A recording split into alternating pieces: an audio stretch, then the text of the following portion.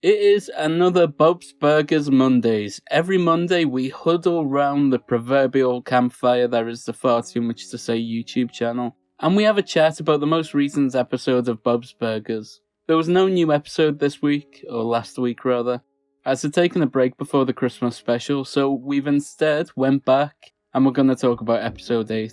I wanted to talk about my thoughts on the episode, as well as discuss whether or not the writers were watching a certain other show while writing the script for this one, because the plot is quite similar to the plot of another sitcom that I saw recently. But before we do that, please consider leaving a like and subscribing. You can always unsubscribe at a later date if you don't like when posting. It's completely free, and no hard feelings if you want to go at a later date. Remember, this is the one place on the internet that talks about Bob's Burgers, so stick around. I can lie about that, can't I? Right then, showtime. It's showtime, folks. So we begin with Tina in the mirror, worrying about attending a party for grown-ups. Meanwhile, Bob and Linda are in the kitchen talking about Thanksgiving. They have a leaflet for mini-golf that expires that day, and Louise is not having it. Louise pitches the idea that they go today, as not many people will be there, to which Bob replies, yeah, because it's cold outside and people will be inside doing a much better thing. Back when I was drinking, I'd 100% agree with Bob, but now I no longer have the one ingredient that makes family gatherings tolerable. I would 100% be down for mini-golf. I say this, but it is currently freezing outside, and I would prefer to do anything other than go outside right now. Maybe I wouldn't be up for mini-golf. Sorry, Louise. What, giant centipedes? This tentacle thing? Rudy says this dancing yeti is amazing. We have to go! Bob is being very protective over his turkey as usual. Remember that episode where he was cooking it outside in the rain? That they arrive at mini-golf to find it empty? Because of course it is. It's Thanksgiving. The guy running the golf course has a post-it note reminding him to call his mum on Thanksgiving. What a great son. This show is pretty chill, and the stakes are pretty low this episode. Louise only wants to put the balls into the holes at the same time in order to make the robot Yeti react in a funny way. That's basically the plot. But Tina is growing up and doesn't want to do childish things anymore, causing Louise to accidentally enter a character arc that she was in the movie. Tina trying to be more mature and not do crazy shenanigans with Jean and Louise made me a little sad, to be honest. I'm not ready for it to grow up and grow out of doing those things with the siblings. This would have gone perfectly if they had aged the kids up from the movie and had Tina in high school and have her thinking that being in high school means that she has to be responsible and mature, but you know, that would make too much sense. You want to do that more than do this cool fun thing I just made up with the yeti? I mean, is it going to be that fun? I genuinely can't believe they kept her the same age. Such a weird decision. I got a flashback to the first episode of Here We Go when watching this episode. Actually, the plot is very similar. Paul gives Rachel a family voucher for a theme park which is valid for 6 months, just before it reaches its expiry date, and with a neighbour's dog in tow, the Jessups finally attempt to use it.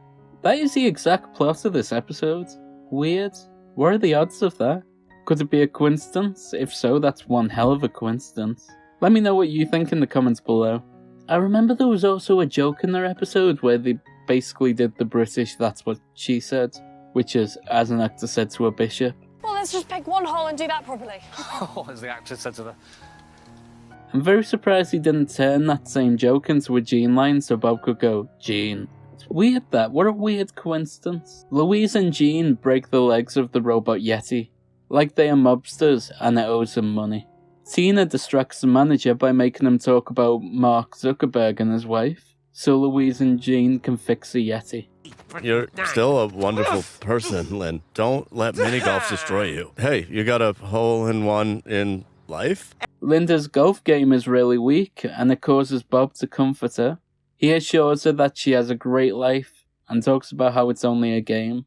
This gave me flashbacks to that ninja tweet. No, not that one. That one. Oh, they're grounded. And banned. Banned from a mini-golf course. In the end, the kids are banned from the mini-golf course, but we don't have to worry about that, because he used the polar golf jokes that they had, so we had no reason to ever go back there anyway. The kids have a nice moment where they return to the status quo. Oh, and Bob talks to his turkey because it's a tradition at this point. There you are. You look amazing. I missed you so much while I was at mini golf. You played mini golf without me? Wait, you like mini golf? Of course I like mini golf. I'm a turkey. Am I the only one who thinks it's weird how this year's Thanksgiving episode doesn't feel very festive? Take out the Thanksgiving comments and this could just be a regular episode. It might be because the Thanksgiving episodes are usually focused on Bob trying to obsessively create the perfect Thanksgiving dinner, and this episode really lacked that. Yeah, he had a bit of a nervous fit about wanting to be home for dinner in time, but in general, the Thanksgiving aspect was so minimal that if you removed it, it'd make very little difference and would just be them going to a mini golf place. They started with the Belchers go to a golf course on Thanksgiving as an idea, but then they didn't really do anything. It's just the starting point to get them there, and the rest of the episode is them just writing funny dialogue to make it to 22 minutes. It almost feels like the reason why they set her at Thanksgiving was so they didn't have to stress out the animators and make them animate a bunch of other people there.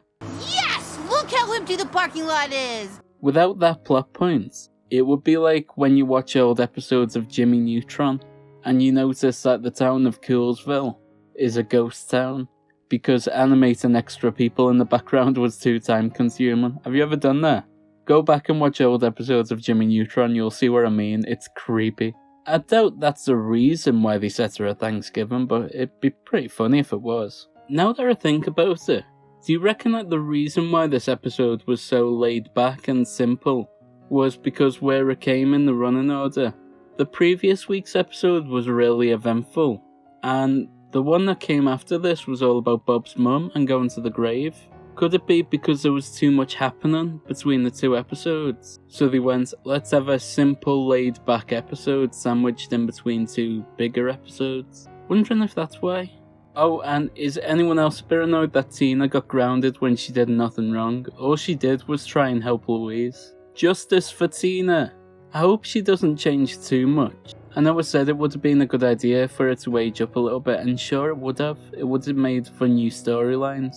And the movie was the perfect transition to make them all like a year or so older. But I don't want Tina to be too different. I like the status quo as it is. Right then, anyway, I'm going to wrap it up there. Please consider leaving a like and subscribing. You can always unsubscribe at a later date if you don't like what I'm posting.